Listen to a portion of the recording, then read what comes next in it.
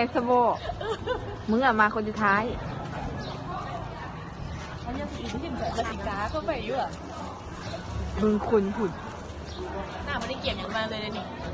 ตื่นมาแล้วก็มาเลยโอ้น่ะคือจะห้องเก้าแหละ6 โมงแล้วยังไม่ได้ขึ้นรถตื่นไปแล้วก็พี่อะไรวะ11เบิ่งแต่ละคนสวัสดีแต่ละคนแซ่บบ่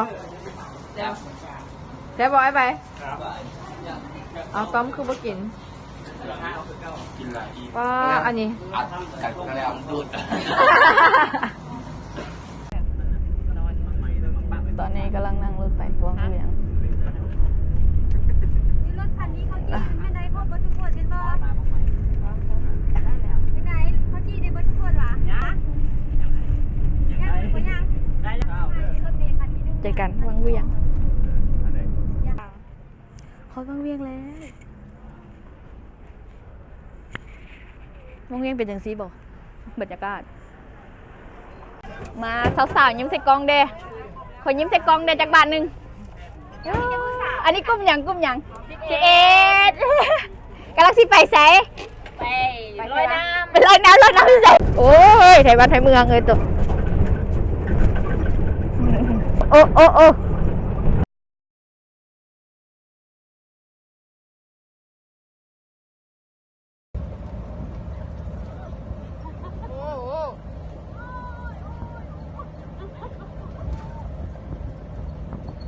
เวียงเห็นได้เราตัดแล้ว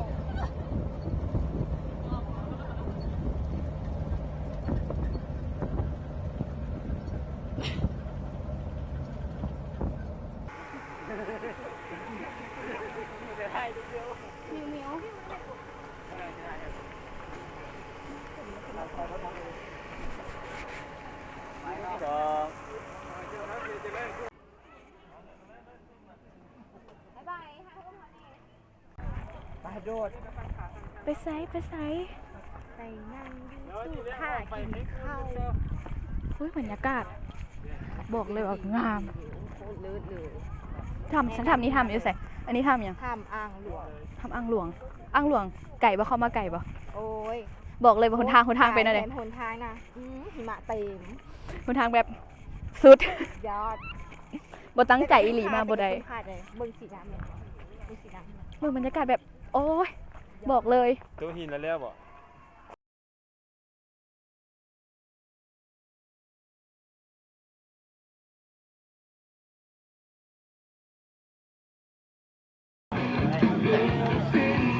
ไอ้ชุดนอนแล้วพยายามแอคชั่นดี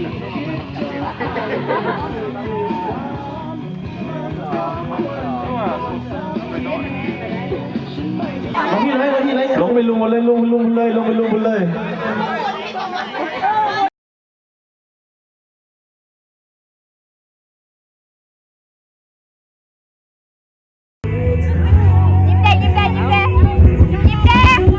สบาย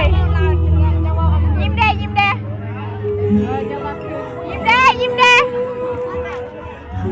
เอาอยากฟังดนตรีซับเลยเนี่ย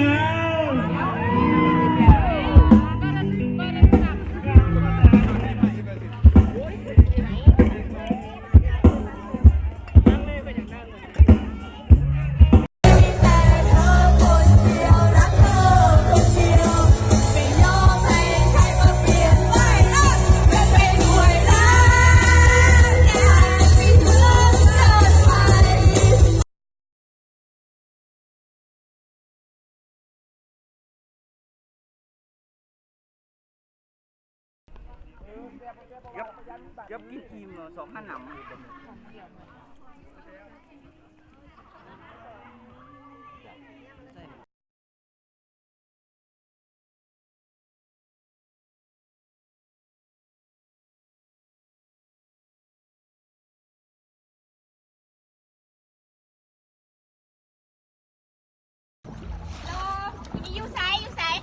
วังเวียงน้ำอยู่ใส่อยู่น้ำอยู่น้ำอยู่น้ำอยู่เหือเดี๋ยวว่าอยู่กับเบียร์ใส่เบียร์กี่บุดละกากอะไรนี่มาเที่ยววังเวง วังเวงครั้งแรก ยังไงไทยขมวนมาเที่ยววังเวงนี่ วังเวงโอ้ยงามวังเวงแดดงามเด็กว่ะวังเวงแดดงามกะงามสมซื้อ เมย ครับ